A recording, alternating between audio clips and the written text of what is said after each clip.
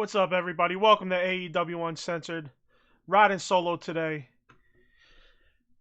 We got good old Alan, who is on the Howard Stern bandwagon, as you all know. Teacher schedule. So, just so you know, he will again be away for probably, another 2-3 weeks. So, we'll just start it out. As always, please like, share, subscribe. Hit the thumb, hit the bell. We appreciate that. UncensoredAlliance.com is where you find everything we do. AEW Uncensored on Twitter. We're kind of back on Twitter. Not doing much on there, but we are able to get into the account again. Email AEW Uncensored Podcast at gmail.com. Facebook. Throw in the search bar AEW Uncensored Podcast. We have a page and a group. Like the page, join the group. You want to join the show? Call in. Hit us on Skype. Link in the description. We are live 3:05 Eastern Time, United States, every Sunday. So you can catch us live on Facebook or YouTube.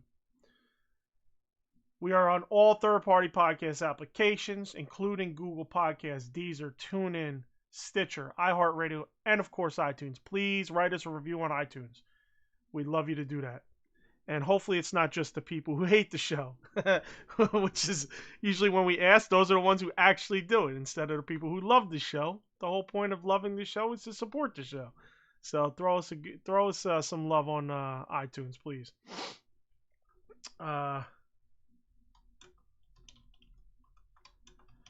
So, all right. Let's just start off with some miscellaneous shit.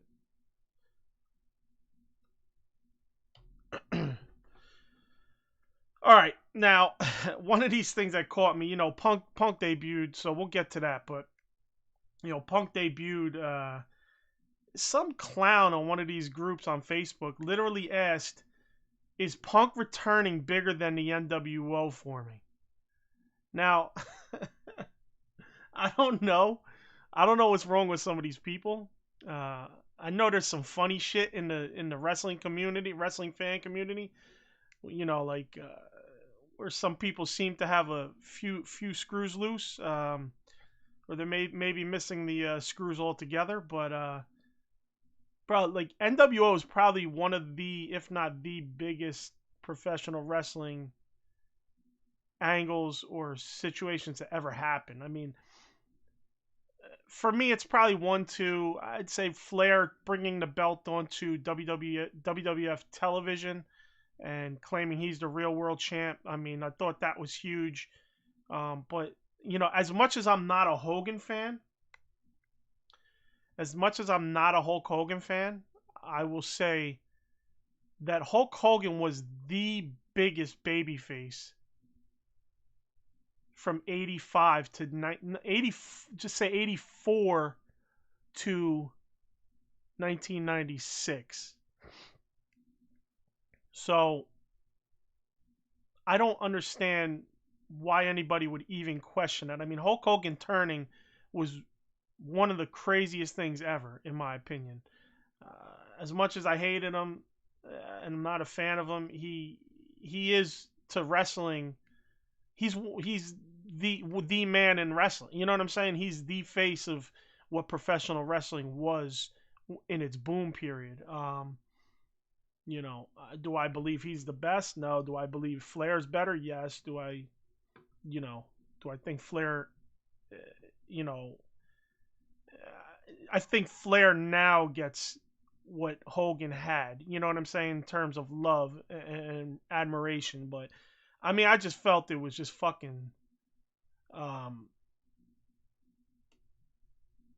just think it was,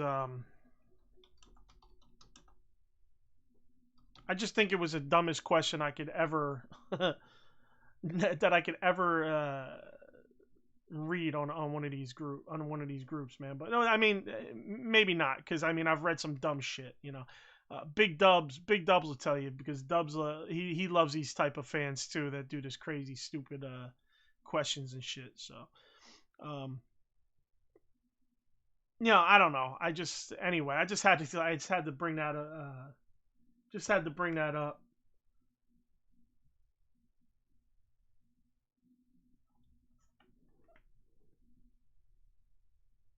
Uh-oh. Having technical difficulty here. Hold on. Bear with me, people.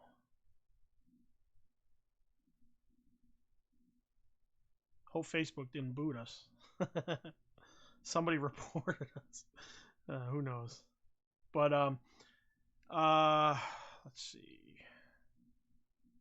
This is the one thing about riding solos. I got to do all this by myself. There we go. We're good. We're good. For some reason, I got booted out of the Facebook feed. I just like to keep it open so I can see anybody chatting on Facebook as well as YouTube. YouTube is right here on my setup, so it's a little easier. But yeah. So anyway, back to going what I was discussing here. So another thing I really wanted to call out was last week we talked about the Max Caster deal. The reality, like with Tony Khan, is like you're trying to appease one side, but you're not.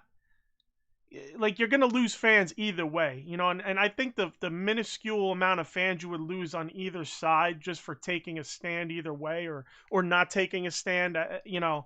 I don't think that would really change the direction that the company's going. Wouldn't hurt it either way. I think people are just gonna be fans, and they would be a little more forgiving with stuff, you know, to a degree. Because I'm forgiving with them. Like I didn't agree what they did with Sammy. I don't agree what they're doing with Max Caster, but I'm not jumping off the bandwagon because of it. Does it wane my love in a way a little bit? But I'm not gonna stop watching it because of it.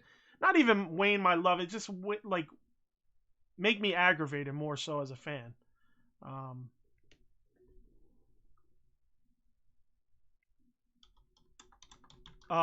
So, you know, I just, that's another thing. It's like, you know, just, you didn't have to, I didn't think Tony Khan had to take this type of stand. I really didn't. I don't think he had to have anything that had to do with keeping Castro off TV or suspending him and making him go do sensitivity training and stuff. I just think that's ridiculous. So anyway, that's another quick thing. I just, you know, you think about these things after the show and during the week, you know, so other things come up and you start to ponder. So it was just kind of something I thought about, like, you know, don't take a stand too hard one way or another. You know what I mean? Because you do that and you tend to lose more people than you expect, you know? So it's almost like you do nothing and like, cause it wasn't such a huge store. It wasn't like this national thing. You do absolutely nothing and you're going to get a couple disgruntled people on one side that are minuscule, but then you do something and you're going to alienate a whole nother side and you lose a certain amount of people. So it's almost like, just don't give in to the fucking cancel bullshit. All right. So anyway, I'm going to, got a guy who wants to come on and discuss a couple things. So I'm going to give him a little bit of a platform, to say what he's got to say. Let me bring him on right now.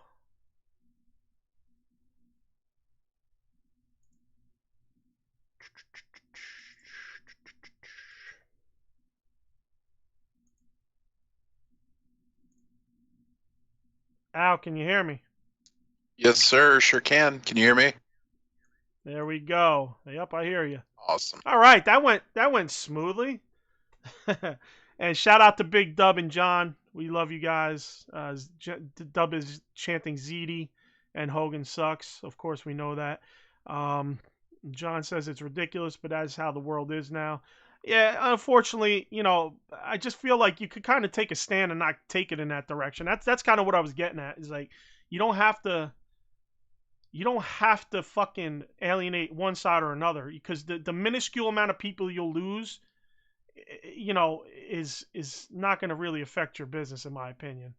I think the reality is if you love something, you're going to watch it regardless. I mean, the more you go one side, the more you'll lose the other side, if you get what I'm saying. So I think Tony Khan is kind of eking in terms of losing the other side of that conversation a little more so than he would if he just kept it, you know, down the middle and you lose a person here or there on the side that says, oh, well, you're not doing enough to curb this guy.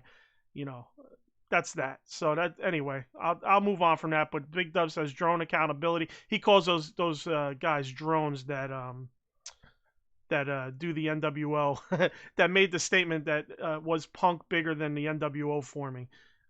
He does them on his show every Monday, Wednesday, and Friday. That was a segment. It's funny. That was a segment I was debating doing. That wasn't called Drone Accountability. It was just a segment where I was just going to take screenshots of the dumbest shit that wrestling fans say in these groups and talk about. I just never did it. But all right. So Al, what's up, man? You hit me up. You said, yeah, I'd love to come on the show and give some of my thoughts. So thank you for being a new listener. I know you said you're still back in 2020 on the shows. Hopefully we don't turn you off because we did get a little more negative as things go on. But that's the reality of the show. I mean, we're not Cornette, but we're not just going to fawn all over everything AEW does. So thank you for joining us. Thank you for being a new listener. You know, that I appreciate that. And so, yeah, I mean, let's go. You want to talk about some things, so we're going to leave it open to you. I figured I'll bring you on before I get into my normal rundown. This way you get some stuff you want to say. And maybe some of the rundown, I'll have some stuff to say as well. So let's go. Shoot. Well, I did want to comment on the Max Caster thing. I believe Go ahead. I believe Tony Khan was kind of trying to, you have to think of, it's on YouTube. They have guides and standards and all that crap, so they're going to have to cater to them as much as they are to the fans and to the back and anybody that was involved with that. I think it was kind of just safety blanket, like keep them on YouTube, keep them monetized and all that, keep that everything good. I understand what you're saying there in terms of YouTube. I understand him taking it down, editing it, and putting it back up. It makes sense to me. Him suspending him and making him go to sensitivity training doesn't. It kind of, when he comes back, if he comes back, what happens to his character? You've castrated his character now, which was a heat magnet. These lines were heat magnets. He was getting crazy heat, and apparently on the stream of Dark, they were chanting Free Max Caster and Max Caster. I don't know if it was in the audience, but I believe in the chat. I believe Alan was telling me that there was a lot of people calling it out in the recent Dark. So no, but go ahead. I mean, if you feel, let me know if what I said kind of works with what you're saying. I get what you're saying. Like, I just feel like there's two sides of it. Like, there's overreaction on Tony's part, but there's also required action because of YouTube and, the cancel culture and all that crap. Like, he has to appease both parties. So if they just say, hey, I take him to sensitivity training, he's fine, and then he can come back and be the same guy, just don't talk about the things he talked about. Right. We'll see. I mean, hopefully all this stuff isn't, Max Caster's putting up his gear for sale. I don't know. Well, it's kind of like Sammy Guevara when he had that old tape from 10 years ago. Right. Same thing. Right. I mean, he'll go away for a little bit and he'll come back and he'll be on fire.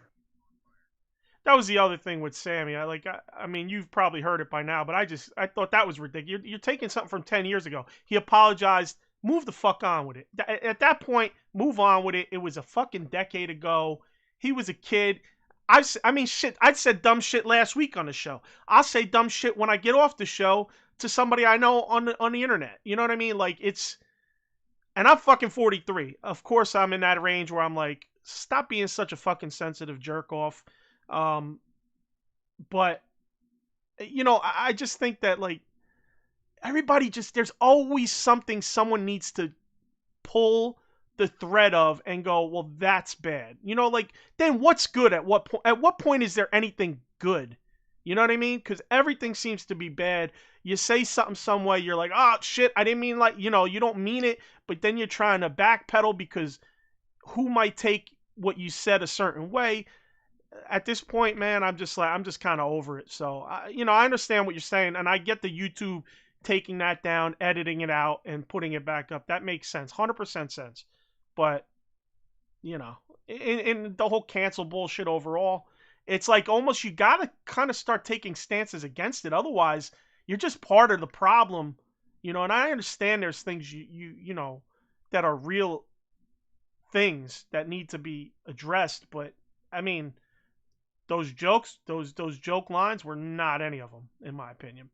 So, but all right, what else you got? I don't want to keep harping on this shit because you know, I think this is like the fourth time I've addressed it. No, So. it's completely fine. I was just, just trying to justify it in some sense, not necessarily make, Yeah, yeah, take his side on it.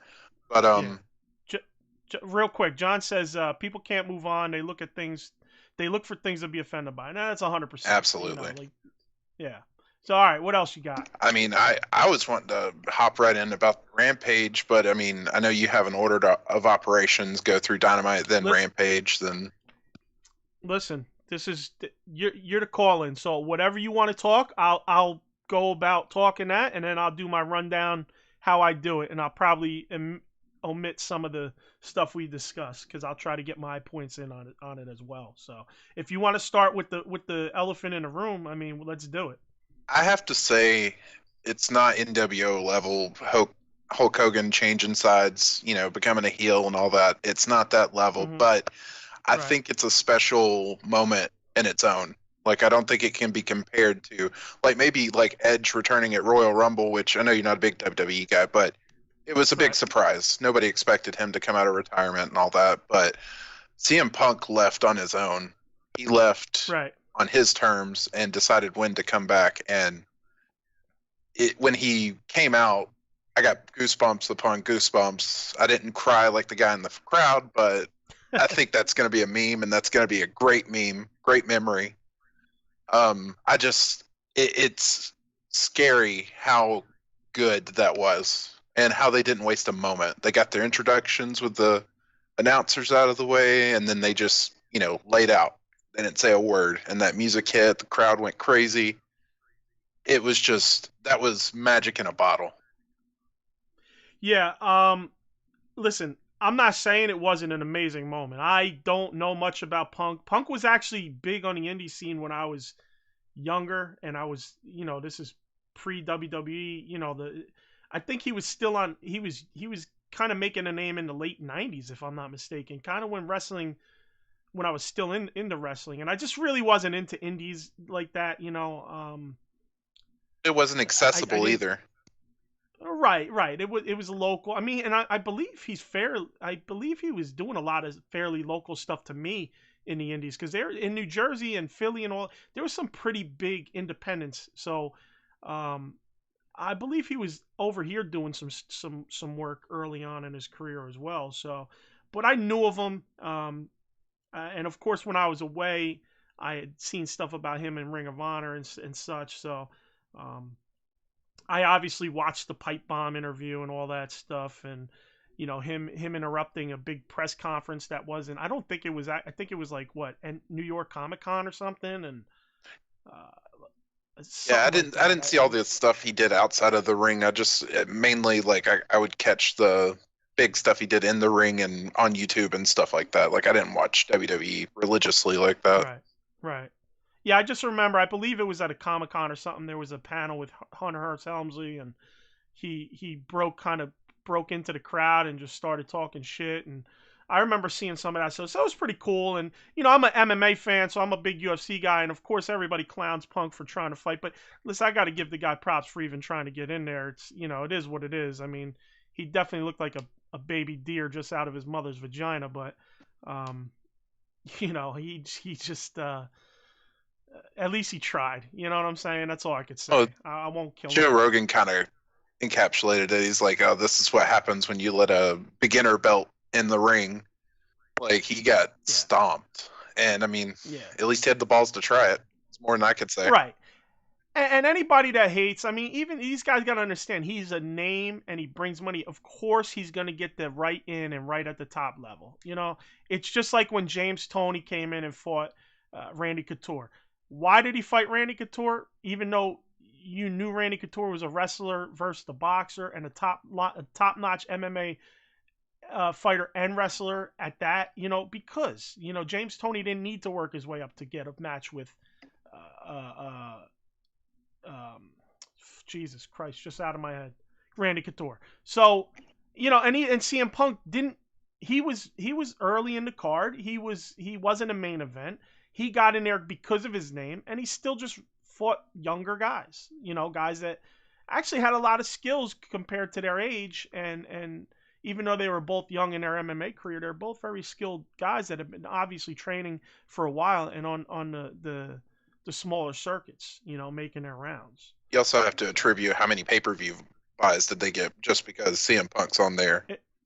Exactly, and that's the reason why he got what he got. And I don't hate anybody for that. I was one of those guys that I didn't give a shit. It's just like, okay, I'm just gonna see him fight, win, lose or draw. It didn't hurt me. I mean, MMA fighters want to take it a certain way. That's their prerogative. That's their sport, and they make their living off that. And you'll hear both. You'll hear both sides. Some didn't mind. Some cared, and but again, like I said, I don't know as much. You said you kind of saw some stuff, mostly matches. I gotta say, I mean, I can't say crowd reaction wise that this was bigger than anything I would watch. Not anything, but a lot of stuff that I would watch on Nitro in the mid 90s, mid to later 90s, between 95 to 98. Even some of the pay-per-views and the shit that went on the pay-per-views. I can't say that. I can say that was the biggest thing I've heard in 20, what is it, 20 years now. Yeah. The biggest thing. And I'm talking I've watched clips and stuff, so it's like not like I've watched a ton of stuff, but clips I've seen, I haven't seen or seen anyone show me something that was that wild in 20 years. And well, I was gonna say I was in the Georgia Dome when Goldberg beat Hall and Hogan in the same night, right? And that place felt like an earthquake. It felt like it was gonna fall apart. That was the same vibe I got with just Cult of Personality hitting. Not necessarily, like again, somebody mentioned Hall versus The Rock versus Hogan. That got big news, and everybody was freaking out about that. Like, I feel like it was in that same category, but it's also a different time. Wrestling's not as right. It's not as big. It is now, I totally think. Different. I think it's on the Richter scale went up when Punk showed up. It changed the landscape. But oh yeah, I think listen, this is a bit of a ripple. I'm not going to say that CM Punk's going to change the course of the business currently, but it will just enforce the direction AEW's going in and maybe give it an extra kick in the ass. You know what I mean? Well, it also brings more eyes to the product as well. Those that quit watching when he left. Which is what AEW did when they came about. We had talked on the side, and like I had told you, I peripherally had watched Omega stuff and watched a few of these things. So I was like, and then when Cody left, I kind of was like, oh shit, Cody left. He hopped on with these guys, and they're kind of building something, and that kind of inspired me to get back into wrestling after 20 years since WCW went out of business. So, like that did, like you said, Punk, the whole Punk thing is going to bring out a specific fan that doesn't watch and didn't watch for all those years, or it's going to drag some of those WWE fans that are, not even interested in AEW to come over and watch. So it's definitely a big thing. It's definitely a big thing. I just was a little, not that I was shocked. I was impressed with how rabid that crowd was. And like you said, the graphics hit, the music hits, and the place just went nuts. I didn't know how they were going to do it. They brought him out first thing, 20 minutes of time spent just on Punk. And as a fan, I was not disappointed in the promo. I didn't think any of it was weak. I love the interaction with the fans. Yeah, him jumping into the crowd was pretty awesome. That was cool. He obviously had a lot of personal people in the crowd that he knew. It seemed like he went over to some people personally. Yeah, hugging and kissing and all that. Yeah. It was just, for me, how hot and loud they were the whole time during this was good, was great. And I'd be remiss to say, I should have guessed this, but of course Alan marks out over the free ice cream bars for everybody. He made sure that was one of the first things he mentioned about Punk's appearance in the group chat. His words exactly were, everyone gets a free ice cream bar on the way out. Crazy. And I put that in quotes and Alan after that. So I might have put that on the Facebook page. But yeah, it was just pretty funny because that's literally the first thing that Alan says.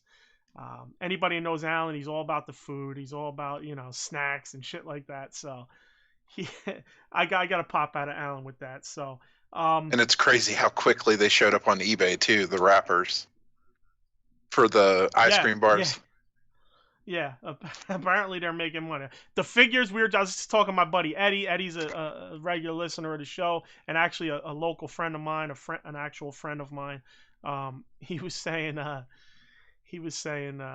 might have to sell my CM Punk figures because their shits are going crazy. And I said, yeah, now all the wrestling groups just have CM Punk figures for sale. So, yeah, it was wild. I didn't mind watching 20 minutes of just CM Punk, I'll be honest. What is it going to be if Bryan Danielson does come? I mean, that's just going to be another boon. I honestly, though, I don't think it'll be the same.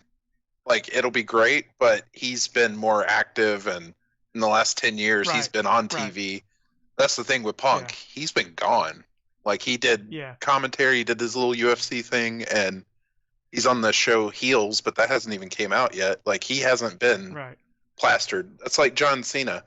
He's been on everything, and then him surprise return, like, nobody cares. Right. Same thing with The Rock. Yeah, you're right. I am curious to see what kind of reaction he gets and what direction it brings him, the company as well. I think that's another one that'll give a little kick in the ass to the company. And hey, I gotta think that Bray Wyatt's gonna, unless they bring him back, and even if they try to bring him back, I don't know that he would go back. I feel like he's been screwed over so much by WWE that he's not going to go back. I mean, I hope he comes to AEW. Like, it would be great to have that mind and that ability. Oh, for sure. Yeah. And Bryan Danielson, or Daniel Bryan, however you want to word it, I think he'd be great for the young guys. Great technical talent. Mm-hmm. And a lot of these guys know him because they wrestle. Yeah. And I mean, that was one thing CM Punk said too, was all these dream matches. Just think of all the dream matches you can have with Daniel Bryan and CM Punk and all these people that are on the current roster. Like, it's gonna be phenomenal from here on out, I think. Yeah, definitely. All right. One other thing from this was that I wanted to mention was, he obviously challenged Darby at All Out. Gave a little shout out to him and Sting, before it was all said and done. So that's cool. We kind of expected that. I'm looking forward to that. I think Darby is one of those guys that, I have a friend who can't stand him because he's so damn skinny and small. But when you watch Darby in a ring, he's solid. He doesn't really make mistakes in a ring. And not only that, but he uses the fact that he's small to sell and get over his opponent. Even if he wins, he's getting his opponent over with his selling, because I think he's so good. He's so good at his craft that I don't mind him being so small. It's like I try to explain to him. It's the same as Ray Jr. You love Ray Jr., right? Yeah. Okay. Well, he's bigger than Ray Jr. But that's my era. And it's like, well, at some point you can't say, well, that's just my era, and it's an argument I'll never win because he's stubborn, and I get it because I'm just as stubborn when it comes to old school shit. I just look for the old school shit in the current wrestling landscape. And I think Darby's one of those guys that has a lot of old school shit with him when, especially things that are missing in wrestling today. Selling. I mean, how often are you impressed with somebody selling in today's wrestling? Not often. I mean, Darby Allin sells his ass off. and that's a huge part of wrestling, in my opinion. Yeah, and I mean, you got to think back in the day, Ray was going up against Kevin Nash and getting lawn darted into trailers and having the cops called because they thought it was real. Right. I wonder how many people thought him falling down the stairs with Scorpio Sky. Was it Scorpio Sky and Ethan Page? Yeah, it was Ethan Page. Yeah, or him being in that body bag and getting thrown around. Like, I mean, nobody does that now, especially the other channel. Like, they don't do that kind of stuff, and he's the only one now doing that.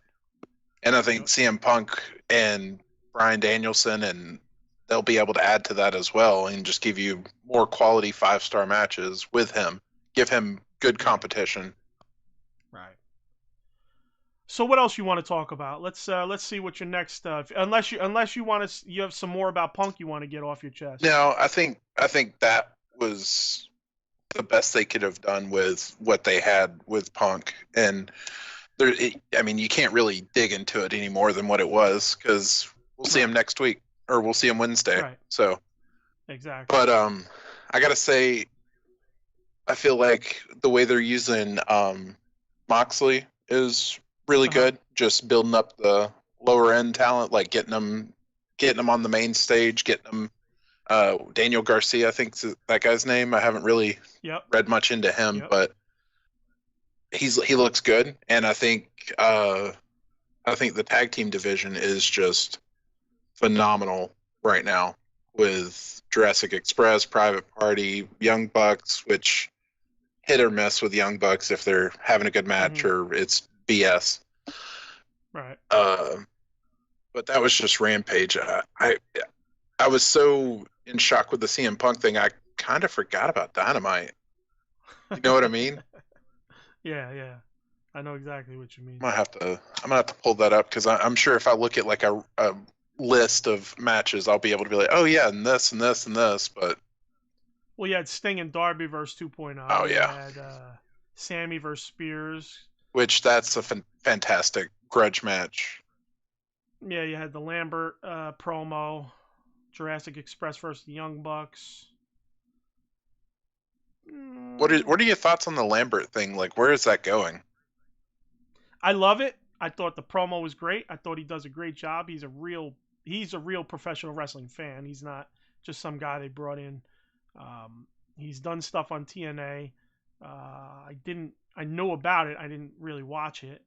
I thought the promo was great. It kind of it harkens back almost to the Caster thing where, it's almost like he's talking about Caster, but he's really just talking about himself not being able to voice his opinion on the show and Archer coming out to knock him down. But it would have almost been even better if, he might even be kind of hinting a little bit at the whole Caster thing. You don't know where his mindset is at, but I like what they're doing with him. I don't know where it's leading. Maybe he starts backing, like Ethan Page and Scorpio Sky, as we saw they attacked Archer when Archer started to come out and that's true. face off with Dan Lambert, so it was pretty cool to have Dan Lambert there. JDS was in there, Arlovsky was in there. They're both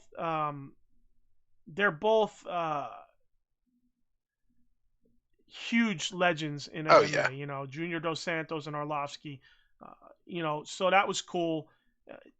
That kind of will help bring MMA fans into wrestling, maybe, in a way, And again, on my notes, I put it's ironic considering Tony Khan just took it upon himself to cancel Caster. So that was kind of in my notes that Dan Lambert's out here talking about canceling, and how companies are canceling people, et cetera, and or people are getting canceled, I should say. And here it is on the show he's calling this shit out on.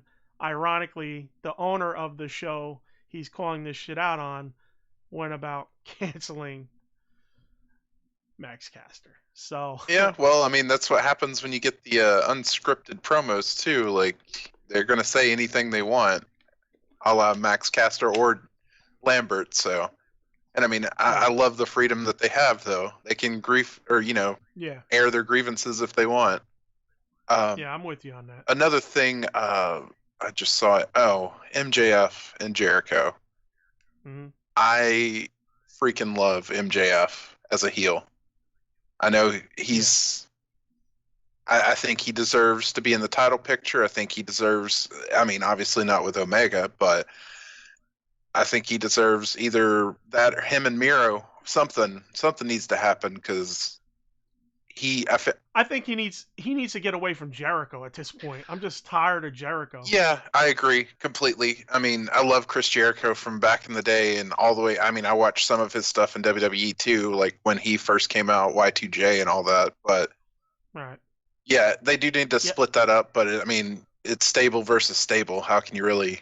It's hard to break that away until you're done with every little bit of the stable. You know what I mean? Yeah. Like the Santana Ortiz and FTR, and then you got Sammy and Sean Spears, Wardlow and Jake Hager. But I hopefully this was the end of it. Yeah, well, I know Jericho's got to go on tour with Fozzy, so I know that at least is over. Yeah.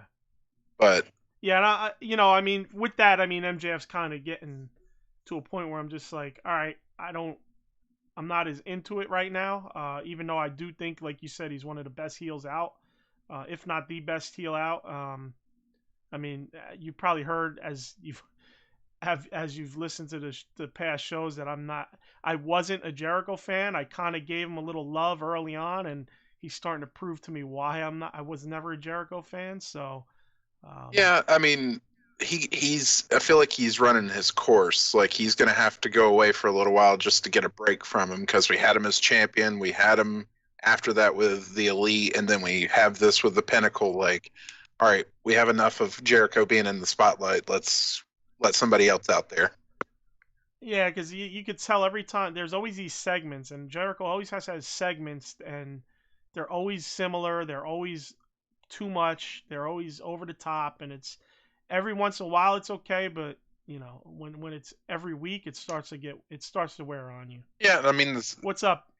What's up, Eddie? Sorry, no, you're Eddie's fine. In the chat now. And I mean, it's the same thing if you had MJF coming out every week, you'd get tired of that. Like, all right, we're done. We've heard this promo. Like, it'd be the same thing. But yeah, right. I agree. I mean, like I said, Jericho going on tour with Fozzy, then thankfully we can get a break from that. And I love Jericho, but it is a little too much. Yeah. One of the funny parts of this match was I loved it when MJF had the camera, and then he's panning the crowd, giving him the finger, and then he pans to Jericho standing there, and Jericho just punches the camera. I thought that was great. That was like a movie trope type of deal, and it was a good visual. You know, it's something like I'm getting tired of the comedy in wrestling, and that was like just a tad bit of comedy. It wasn't total comedy, but it was a little bit of comedy, and I thought that's like the perfect type of comedy I could deal with. You know? Yeah, it's not like throwing Orange Cassidy in the middle of that match and letting him throw the fake kicks and stuff all the time. Yeah. Yeah, no, I agree with that.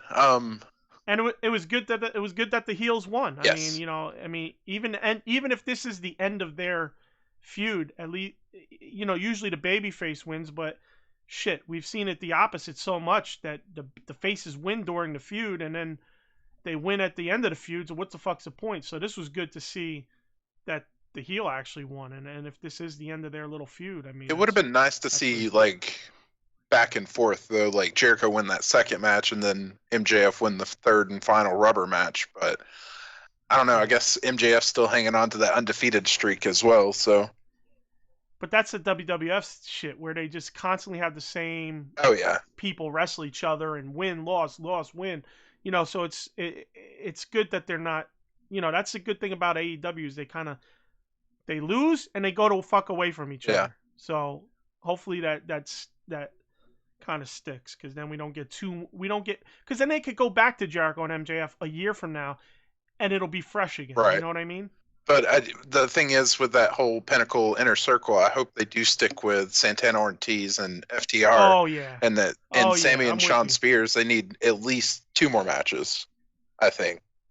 And, I mean, Hager and Wardlow, you're just going to get what you get with those two. So, yeah. I can... I'm almost in the point where Sammy should just move on. Well, we don't see Sean Spears hardly ever.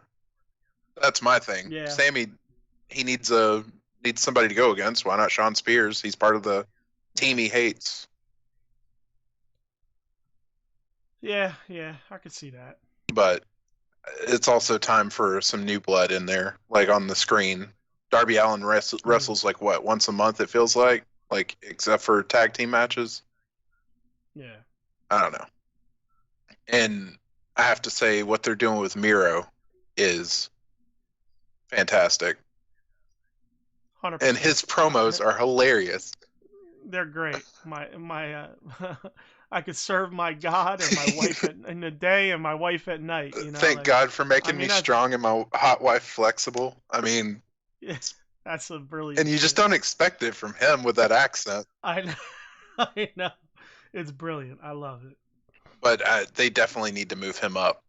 Or, not move him up, but like keep it going and go after the title after, I don't know. I guess they're going to keep Omega for the title until Hangman comes back. Is that how you're feeling? Yeah, I believe Hangman's probably going to win it. I don't know.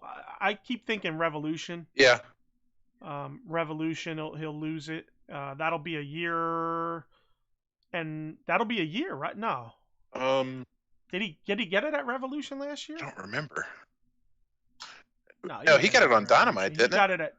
Was it a pay-per-view? I think it was the pay-per-view, Double or Nothing, maybe.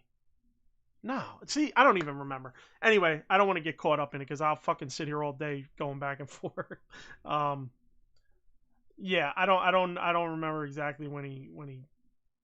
Yeah, it was on Dynamite. Winter is Coming when Sting debuted. Was it that? Was it on Dynamite? What month December. was that? This December. Yeah, 2020. Yeah. 2020. Yeah, this past December. Right.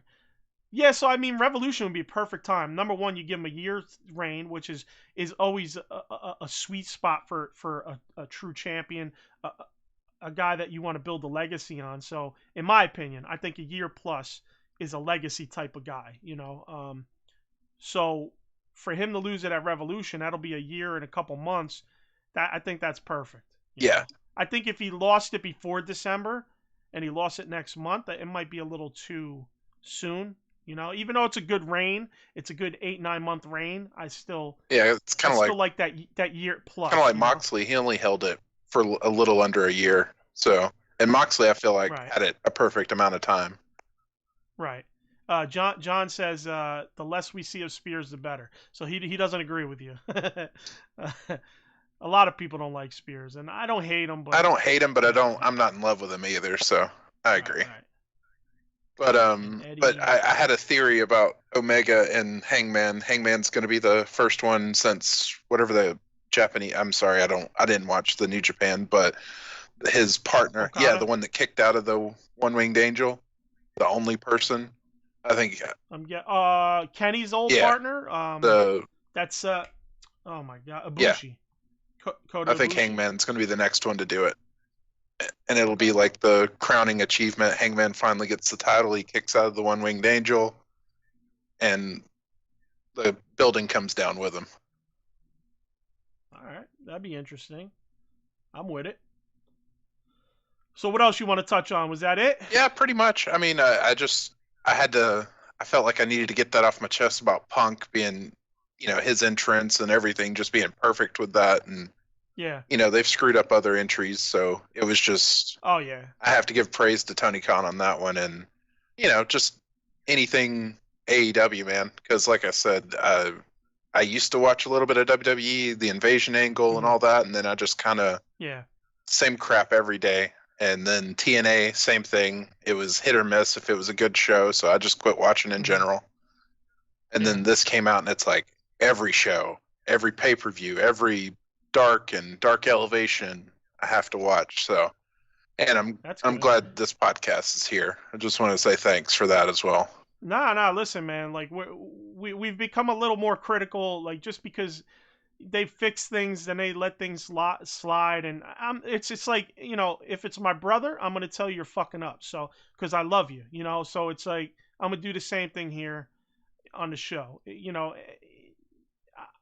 I also, there's a lot of shit I love. I mean, there's a lot of AEW fans just can't accept people criticizing it, which is ridiculous. So, Well, I mean, I love you know, WCW, but I can't ignore the last 3-4 years of WCW either. You know what I mean? Like right. every company makes mistakes. WWE's going through one of their biggest mistakes in the past for the last 10 years or so. AEW, they don't get it right every night or every Wednesday or Friday, but here lately they've been Right, clicking but on all you cylinders. still want to tune in. Right, exactly. They have down shows and nothing. And listen, 52 weeks a year, you're putting on shows. You're not going to be perfect all 52 weeks. So it's just a matter of the little things that I have issues with. And obviously, Dark Elevation, I kind of stopped watching. I used to breeze through it, as you heard from earlier shows, and pick out things. But the reality is, I don't know why they made Dark Elevation when they were basically making the same show as Dark. I mean, I thought they were going to take Dark, turn it into like more time to put guys that weren't getting shine on Dynamite and put them there, and then use Dark Elevation to get people to move up to Dark and to get a little vision and move on to other shows. But they kind of just made them both, the old superstars or WCW main event. Yeah, the Saturday morning wrestling. Yeah. Right, exactly. WCW Saturday mornings and shit. So it's like where it's jobbers versus the talented, the established Well, talent. I was going to say the way I look at it is it's just a way for all these established people to pad their win-losses when they show up on the rankings. Right. And I don't mind that, but if you're going to have Dark be that, then let it be that. But then you make Dark Elevation. So I was like, okay, now they might use Dark for what I was hoping they would use it for, would be to bolster another place for them to have their wrestlers, their good wrestlers, wrestle each other and have angles, but they didn't. And I think they kind of dropping the ball with that. They kind of just use it again as more of a, like you said, a win-loss padding. And it's almost like, then why do you need two shows, and why are they almost called the same thing? So, well, that, and it's also, so I kind of just gave up on also it, the announcer training, because you got Paul White and then you have Excalibur and Taz working together, which I like that combo personally on Dark. I love that dynamic. Oh, Excalibur and Taz are great. Yeah, definitely. But then you got Paul White. Paul White does that. He breaks kayfabe too much. Everything, and you're listening to what we say, like that whole EVP shit, and them mentioning, oh well, that was when I was jobbing. Like Red Velvet said something a few weeks ago. That's when I was enhancement talent. Like, what do you like? Don't use these terms. You can't talk like this. Like, what are you doing? And Paul White is doing that on commentating, and it drives me crazy. I've only heard it a little bit because I don't watch it at all anymore. So, that's something that he needs to stop doing in terms of him being an announcer. Yeah, I agree. Oh, I was gonna say, in terms of where I'm at in your podcast, I'm at the All Out from 2020. And that was the worst pay-per-view I've heard so far. That was the one where Matt Hardy and Sammy Guevara had that awful brain bashing. Oh my god, dude! Fucking Tony Khan caught an ass whooping from us. Oh yeah, and I mean I agreed with everything. Like this pay-per-view was terrible except for MJF and Jungle Boy. No, it was Is that the Jungle? No, I think it was Moxley.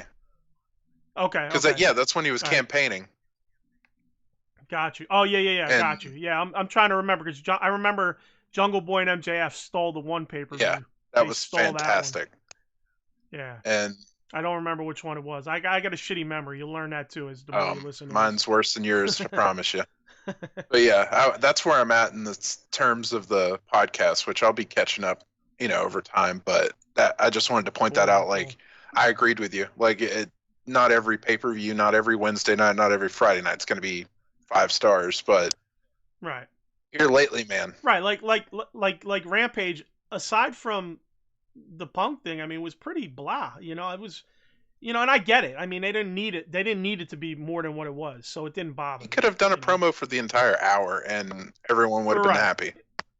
Right, I would have been fine with it. You know what I'm saying? And I was going to say, I don't know if you watch it, but the What Culture, when they do ups and downs, I don't. Check that out on I should YouTube. check it out. He gives like phenomenal ups and downs for Rampage.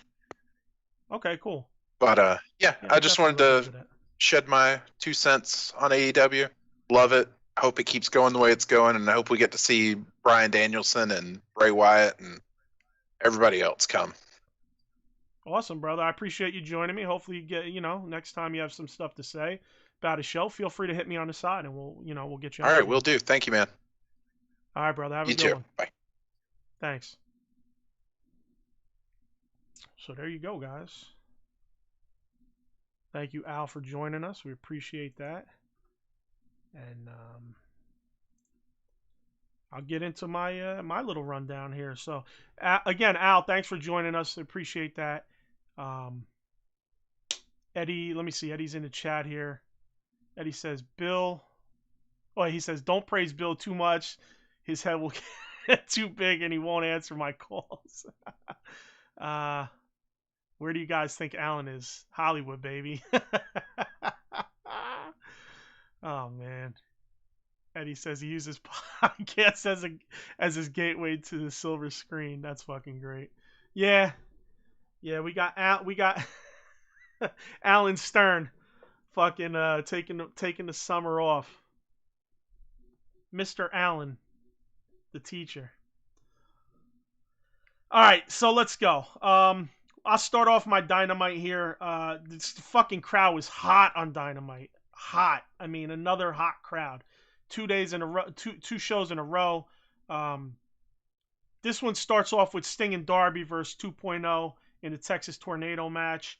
I wonder if they're doing these types of matches with Sting just so he doesn't have to, he could do the walking brawl type of deal and not do too many crazy bumps. All right, so the match itself wasn't too long, which is good. And a lot of these stipulation matches end up too long. This wasn't too long. It wasn't too intricate. It wasn't like the most elaborate match in terms of, amazing things that happen. However, the end of the match is where all the amazing shit happens. So they brawl out. They brawl up to the mezzanine. They come back down. They brawl down. Darby jumps off the ledge of the tunnel. Some good stuff happened. So 2.0 gets the upper hand. I think Sting was on the top rope, if I'm not mistaken, and 2.0 came up from underneath him. They had a table set. There was a table set up. I believe Sting had set it up, and 2.0 grabbed him from each side. They power bomb him through. Sting just no-sells and pops up. Now, some people had an issue with this. I didn't have an issue with this. I thought this is Sting. Like, Sting has done this in the past. This isn't new. Sting has no-sold stuff like this in the past. It's almost like Hulk Hogan's Hulk Up, or the Warrior getting, the double axe handles on the back and just fucking still shaking around like a lunatic. This was Sting's deal. He popped back up. He beats his chest. They try to, I believe he beat his chest. I don't fucking remember. They turn to try to get away from Sting. Darby's right in their face. Sting takes him, boom, hits him with a double scorpion death drop. Now, Sting, as they're down, Sting drags them. Now, what I thought was going to happen, Sting stacks them on top of each other. He drags one and stacks them. I thought he was setting them up for Darby to do a coffin drop. Bro, Sting continues to pick up their legs and put them in a double scorpion deathlock.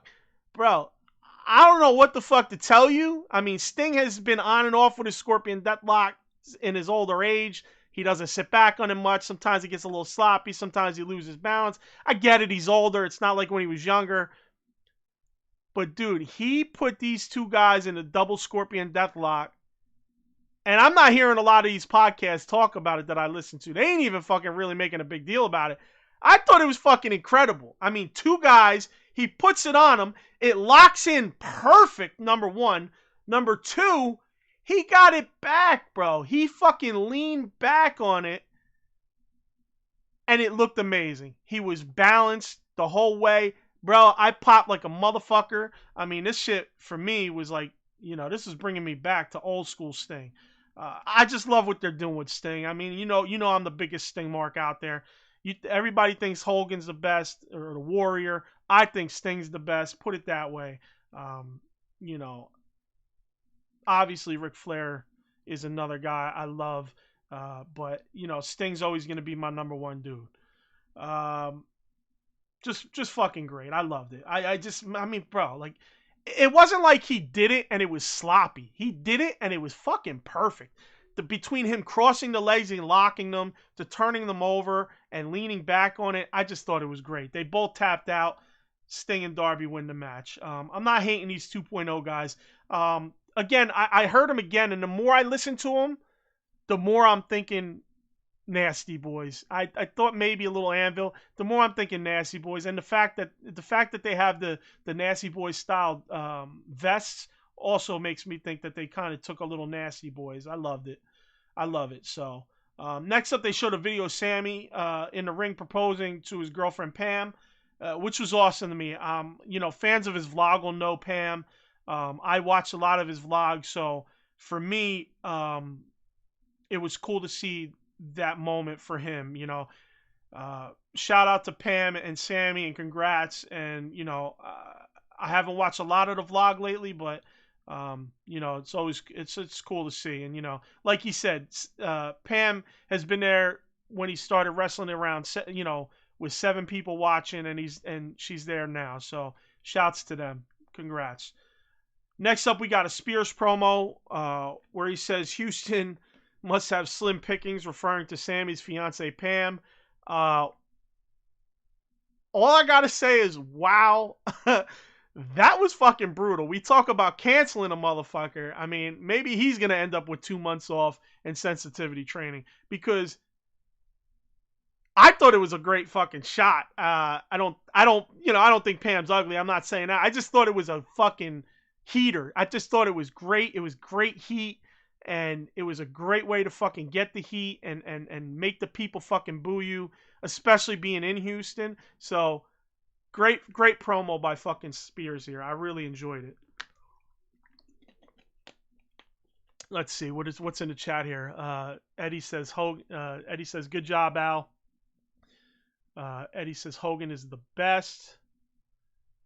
Alex says that was epic, and people complain about him no selling the table shot. Haven't watched Sting ever. Yep, 100%. And Eddie says, but not as good as Flair on the train the other day. Woo! That's Eddie saying in terms of Hogan is the best, except on the people. There was some dude with some broad fucking ass up, legs up, on a train, and looked like he was hitting a dive. And a lot of people thought it was Flair, but Flair came out and said no, it wasn't him. So Flair killed the fucking legend. He should have just let it slide. But that was pretty funny. So Eddie's referring to that. So all right, then we get Sammy versus Shawn Spears, the match.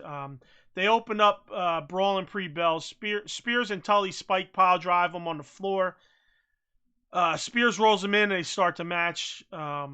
They get up to the top rope. Now, they had a barrier piece across from the barrier to the cage, and they're both on the top rope, and I really thought Sammy was going to hit a fucking Spanish fly here, and I'm like, please don't do it. I'm like, I know Sammy likes wild shit like Darby. I said, please do not go for a Spanish fly off the top rope onto this fucking guardrail piece. Sure enough, they don't. Thank God. But Sammy hits a nice ass cutter off the top rope, which looks smooth. Spears with the DVD from the rope also looked great. I don't remember. I think he was on the second rope, and he had him up, and he hits him with the DVD. I thought that was a nice looking move off the ropes as well. Another thing about this match was the ending. I loved it. It was almost like with Shida, where Shida at the very end of matches would get rapid fire aggression. This was similar. Sammy was like, they had been exchanging crazy pinning moves. You know what I'm saying? Like where they should have been pinned off of some of these moves. I'll get into that in a second. But it got to a point where Sammy got so frustrated that he pulls down the knee and hits him with 3 knee strikes. Sammy it looks like Sammy caught Spears the hard way because Spears was bleeding all over the place after that. It was probably a nice eyebrow shot. He probably cut him on the eyebrow with one of those knees. And then at the end, they had a nice moment between him and Pam. That was cool. Again, going back to their announcement, his asking Pam to marry him earlier. The one thing about this match that, again, it led to, in my opinion, the ending with the 3 knees and the no padding piece of it was just that they did too many moves that should have put them away and kicking out of it. I really, that's a pet peeve that it's really been aggravating me with AEW lately. It's these fucking wrestlers nowadays. They just can't do a move and get the pin. It's like they have to do 17 moves before they get the pin. So that's the only drawback I had really on this match. So that was about it. We get a Christian promo next, and we get Callis interrupting. They basically just talk about the past and Omega. Nothing too serious here. Next up was a little Dante Martin promo. He's getting some shine off the match last week, which is cool. I like that. Dante Martin is impressive. He's gonna be a fucking special kid, whether he stays in tag teams with his brother or not. I mean, the kid moves smooth as can be. So, shout out to New World in the chat. Al says, that's what I was saying with this feud. They should continue. They work well together.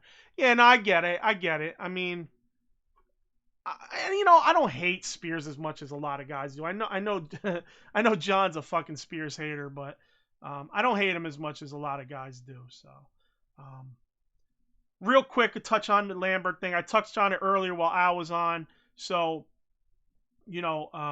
this could be leading to Lambert basically managing Sky and Ethan Page. So, again, another heater, another fucking great promo by Dan Lambert, and again, ironic considering what Dan Lambert was saying about being canceled and such. It's all ironic considering TK, who owns the company that he's cutting a promo in, took it upon himself to cancel Max Caster. We got a Jericho promo.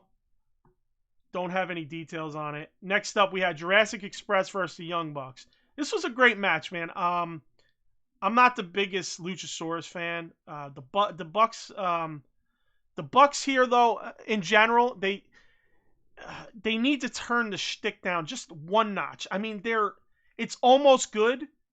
It's more of a joke than heel at this point. You know what I'm saying? So turn it down a notch and turn it heel versus a joke heel. You know what I mean?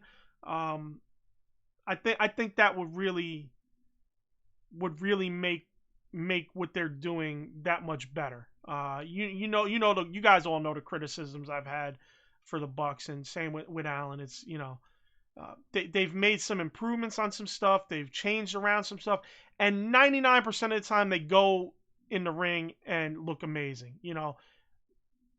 Aside from their selling and shit like that, but I just mean in terms of match quality and stuff, it's usually top notch. I did like the final sequence here where Jungle Boy goes for the pin, and then they roll him back.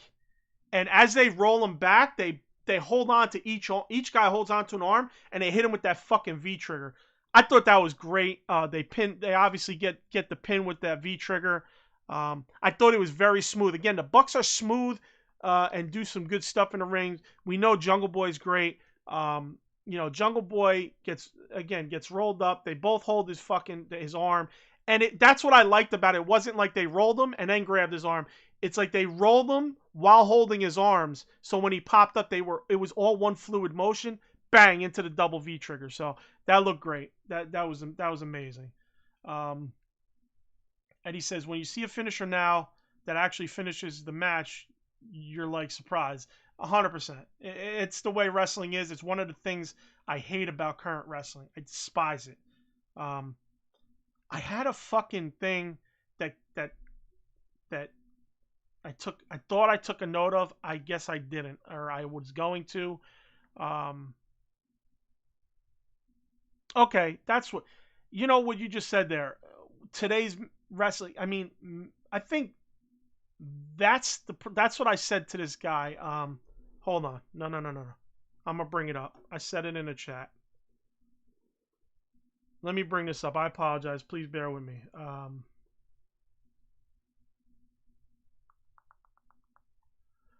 Okay.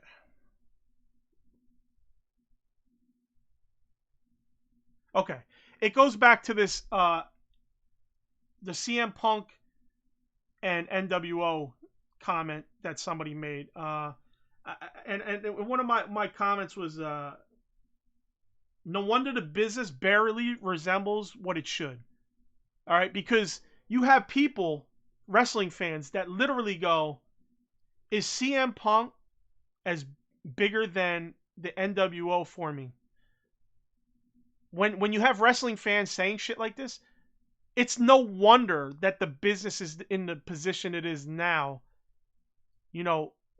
These wrestlers need these crazy moves. The fans suck the dick of these crazy moves, and they just have no real concept of reality, in my opinion. And it's not everyone, but I mean that's just like I'm glad you said that, Eddie, because that kind of clicked in my head that I wanted to speak about that. But yeah, I just I don't know. Maybe it's just me. That was one of the things that drives me nuts is between faces winning in the middle of feuds and finishers not finishing and 15 crazy fucking moves that should finish a match not doing it, and then they get a almost a count out 1 second run in and the guy wins in 5 more seconds after being almost counted out. Stuff like that is it's just lackluster. It's not being done with any thought behind it, So anyway, I'll talk about this shit all the time, for days and days. So at the end of this, the Elite beat down Jurassic Express and Christian. Omega has on a Chick Magnet shirt, another CM Punk hint. I believe CM is Chick Magnet. I believe he testified to that in court, CM Punk. I love this beatdown though. At the end, it felt very old school to me. It felt well done. It wasn't somebody. A lot of times it's like there's so many fucking people around and in the ring. It feels like Jesus Christ. Just feels like a mess. This kind of felt very old school to me. I liked it. Eddie says they said the NWO was just a bunch of 40-year-olds spray painting and could barely wrestle. Yes, they did say that in that post, right? If I'm not mistaken, like fucking people are out of their fucking minds. That this is what the young generation like this is what some of these idiots think. And I can't even just say the young generation. A bunch of 40-year-olds spray painting who could barely wrestle. Okay, Hogan can't wrestle for shit, but let's not act like Hogan turning heel, being the biggest babyface ever in professional wrestling, was not one of the biggest, if not the biggest thing in professional wrestling ever. On top of that, Kevin Nash was a pretty damn good big man. I'm not a big Kevin Nash fan, but he's pretty damn good. And he's a fucking hell of a fucking mic. He's a hell of a promo. That's one thing. The other thing is, Scott Hall could wrestle. Scott Hall could cut a promo. Scott Hall had it. I was a big fucking Razor Ramon fan. I love Scott Hall. I don't know what these idiots are talking about. But you're right. They did say that in that comment section of that post. And what killed me was more people were agreeing than were disagreeing, which kind of baffled me. Next up, we have Britt and Jamie Hayter promo. I got to say, man, Hayter was good on the mic. She was good on the mic, and she challenged Red Velvet next week, so I'm looking forward to that. I'm looking forward to seeing more of Hayter. Next up, after that, we had a Paul White promo. Says he has an announcement, and as he says that, QT comes out to interrupt him. QT mentioning his backstage role again. Again, what the fuck is wrong with these guys? Why do they have to constantly mention EVP, backstage role, enhancement talent, blah, blah, blah? Fuck! Give me some kayfabe. Even as a fucking smark, I want some kayfabe. Please, man. Please. Let me fucking dive in and feel like it's fake, bro. Come on. Not fake. Sorry. Jesus Christ. I'm so aggravated. I just want to feel like it's real, bro. Like, not real, but I just want to feel something. I don't want it, like, thrown up on me that you're a fucking EVP or a backstage guy or a fucking enhancement talent. Please, please, please. White says he spoke to Tony Khan and he has a match at All Out against QT. So, listen, I don't give a fuck about Paul White or QT. I don't want to see either one of them. And I guess if we have to see them, it might as well be against each other.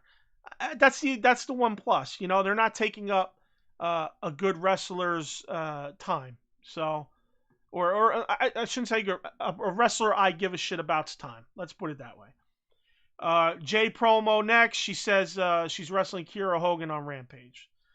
The Elite have a promo after this. Shivani says TK set up a title elimination tournament with the Blondes, Private Party, Lucha Brothers, and Jurassic Express. The winner of this will face the Bucks in a steel cage, and I believe that will be at All Out. So that's leading up to the Bucks and the Elite constantly jumping in and causing ruckus. So the steel cage is meant to keep out everybody but the Bucks and their opponents. I'm going to gather it's going to be Jurassic Express. And the finals will probably be Lucha Bros versus Jurassic Express. So I'm not. I mean, the Lucha Bros are right now this is the problem with this is they kind of tilt their hand there because the Lucha Bros are involved with Andrade right now. So there's no way for them to come into the Bucks. The Jurassic Express kind of has this Bucks thing with Christian and the Elite and Kenny. So, it's obviously going to be Jurassic Express versus the Bucks. Starks is out next, calling for Brian Cage to come out. The camera shows Hobbs standing over him on over Brian Cage on the big screen. Brian Cage makes a little comeback. They start brawling back and forth, and Stark says, we gotta go. Cut the camera, blah, blah, blah. Then him and Team Taz run off.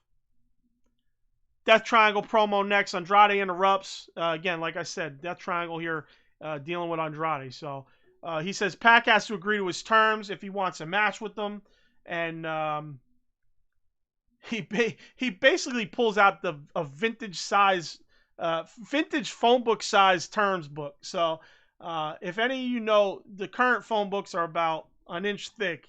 The old phone books from back in the day when a lot more people had home lines was probably a good 5 inches thick. And that's the size of the terms book for Pac to get a match with Andrade. So that's pretty interesting. Let's see what it goes to. Let's see what some of these terms are. I'd like to see what happens with this. Penelope versus Rosa. And Penelope wasn't leaving much to the imagination here with her gear. Rumor is that she lost her gear and she basically had to wrestle in her nightgown, which I don't know, like, why would you have maybe she had 2 bags or something and lost one of them with her gear. I don't know. This match was rough though. I don't know. They just felt off. At times Penelope looks great, I don't mean looks. I mean in terms of in the ring. And then other times she looks like she's never wrestled before. So I don't know what it is. I don't know why, but just the timing was off here. A lot of setting up and miscues. So again, the women really they just need to keep working on it. Obviously it'll get better as time goes on and they get a little more seasoning. Next up was Arn and Brock Anderson promo. Talks about Brock having a match against Malachi Black next week and tells him he doesn't have to do it. Brock says basically it's already signed. It's going to happen. And of course, we get a Miro promo next up. He talks about, I believe this is where he said, during the day, oh fuck, he said something about worshiping God or something during the day and his wife at night or something like that. So again, as me and Al were talking earlier, Miro with the great lines in his promos. So he's challenging Kingston next. I mean, that's cool. I mean, let's see. Maybe Kingston gets the TNT title. I mean, I wouldn't mind that. I feel like this is a one-off match. I don't know that he would, but let's see. Because I wouldn't mind Kingston holding the title. I think the guy deserves something, in my opinion. Moxley promo next. Great promo here. He mentions all the new people coming to AEW, thinking it's going to be easy, and that he basically carried the company through dark days, being the pandemic with no fans. And then he challenges Danny Garcia on Rampage's main event. So I like this. It's Moxley carrying the torch for AEW. Moxley doesn't do much that's wrong. Moxley, in my eyes, he can't do wrong. At least currently. I mean, maybe something he'll do will annoy the shit out of me, but I really don't see it. He's a hell of a promo. He goes out there, he gives it his all, and that's that. Al says during the day he serves God and his hot wife at night. Right, exactly. That's exactly how he said it, Miro. During the day he serves God and his hot wife at night. So fucking brilliant. Jericho and MJF next. MJF with the camera. Then we talked about it. Okay. Sorry, I'm just going through my notes one at a time. We already talked about this match. I didn't have too much to say about it anyway. We talked about Punk right at the top of the show. Alan popped with everyone. This is Alan quotes right here. Everyone gets a free ice cream bar on the way out. Crazy. That's Alan. That's an Alan quote. So Alan isn't on the show today, hosting with me, but he's getting his words in either way. This is Rampage. Sorry, I already skipped over that. So we're starting Rampage now. We went over to CM Punk earlier, me and Al. We had a Brian Cage promo after that. Jurassic Express versus Private Party. That shooting star press that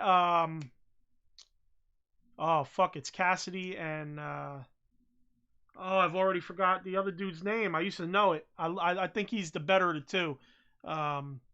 Jesus Christ, why am I blanking on his name? Anyway, the other guy, not Cassidy. He did the shooting star press off the middle of the ropes. Off the top rope in the middle of the ropes to the outside. I thought it was fucking great, but yet again, Luchasaurus misses it.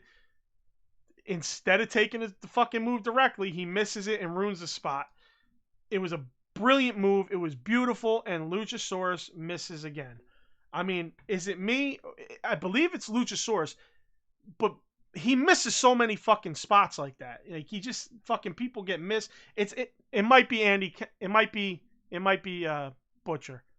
I could be wrong. It might be Butcher, but anyway, now I feel bad. I think Butcher misses a lot of guys. So, but Luchasaurus here botched that. So, unfortunately, it still looked good, but unfortunately, it would have looked better if he landed it. They try that stupid suplex again off of Luchasaurus' shoulders. I don't know why they're trying this. It's like, it's already hard enough to set up a top rope move, and then you want to go onto a guy's back who's going to shake and move as you're trying to do stuff. So that was kind of annoying, but what did come out of this was Cassidy ended up doing this fucking insane destroyer off of the top there. That was pretty damn wild. I really liked it. I thought that was a hot little fucking moment there. The finish of the match was pretty wild, where Luchasaurus double flips him, and Jungle Boy, like he flipped him up, but he spun twice, and Jungle Boy catches him in a sit down power bomb and gets the win. I thought that was fucking great. I really did. I thought that was smooth. I like that they got that double flip in the air, which made it look that much more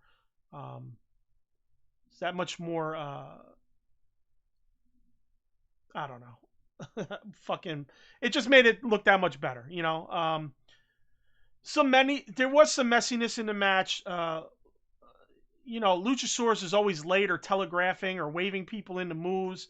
At this point, like, please let Jungle Boy take his journey in the singles realm already. I really just want to see Jungle Boy hitting these singles matches and working his way up, because I think Jungle Boy definitely could be a future world champ. We got a Kenny promo next. After that, we get Jade versus Keira Hogan.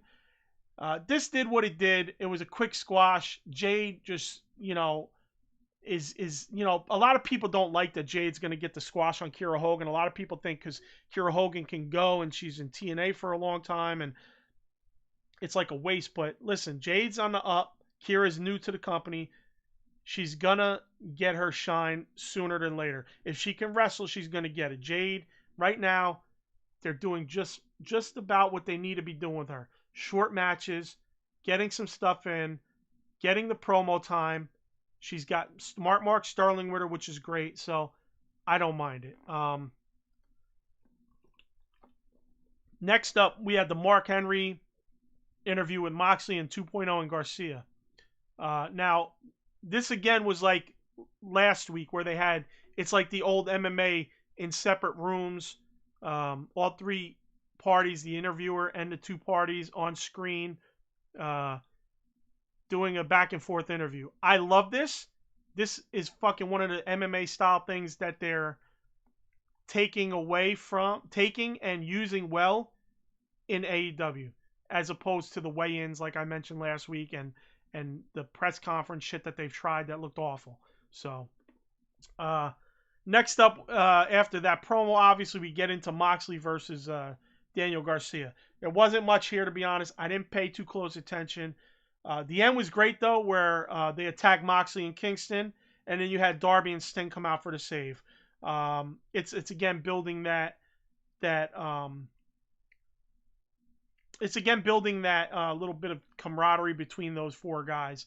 And this show obviously wasn't as great as a first Rampage show when it comes to matches and action, but with that Punk promo, it made the night. It made the night. Shout out to Chicago for how rocking you guys were during that. You know, like, that was wild, man.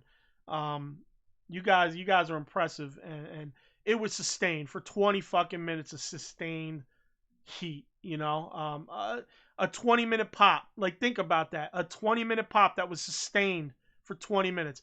Anybody that tries to say any of that shit that happened on SummerSlam compares, you're out of your fucking mind, number one. I didn't even watch SummerSlam. People that watch it were telling me it was bullshit that people try to compare it to Punk. You know, WWE needed 3 separate names to bring back to try to even compare. All right? This was 20 minutes sustained pop, except when Punk quieted them down to say some stuff. So, shout out to Chicago, man. I'm glad to see Punk here. I'm glad to see what he does. After this match, when they went off, Kingston, Moxley, Darby, and Sting all had a little something to say. So that was cool. Just go look for that on social media or YouTube. You know, I'm sure somebody put those out. So, you know. Oh, Tony Khan also said something at the end of the show, so that was cool. I always like those when they address the fans. So that's it for the show today, guys. Everybody remember, 305. Sorry. I apologize. Al says, honestly, I feel Jay needs to be on Dark and Elevation more than Dynamite and Rampage. I will say I agree with you. I don't hate that she's on Dynamite or Rampage, but I think she needs way more in-ring work, and I haven't watched Dark and Elevation. I'm guessing she hasn't wrestled too much, but they definitely need to get her in some matches and not just squash matches. So I do agree with you there. Please, as always, guys, thank you. 305, every Sunday you listen to us. You can join us live if you'd like on YouTube or Facebook. Please like, share, subscribe, hit the thumb, hit the bell. Uncensoredlines.com is where you find everything we do. Twitter, AEW Uncensored. Email, AEW Uncensored Podcast @gmail.com. Facebook, throw it in the search bar. AEW Uncensored Podcast. We have a page and a group. Like the page, join the group. Eddie says, good job, Bill. Thank you, man. He says, who needs Alan? I don't know. I feel like I'm doing all right without Alan right now, man. No, don't say that because fucking, I love having Alan here. All third-party podcast application where you find the audio version of this. Google Podcasts, Deezer, TuneIn, Stitcher, iHeartRadio, and iTunes. Please write us a review on iTunes. We really appreciate it. Eddie says, Alan should have to pin you to make it back on the show. That's funny. And if you want to join the show to get some opinions out there like Al did earlier, please join us on Skype. Link in the description. Send me a message. We'll get you on there. So thank you, everybody that was in the chat. John, Dubs, Eddie, New World, Al. See if I missed anybody. I believe that was it. If I missed you, I'm really sorry, but I think that was it. And anybody listening that didn't say anything, shout out to you. But we definitely want to hear from you. So if you're watching us live, chat, man. We want to see what you got to say. And I'll talk about it on the show, as you see. So, all right, everybody. Thank you very much. Love you guys. Peace.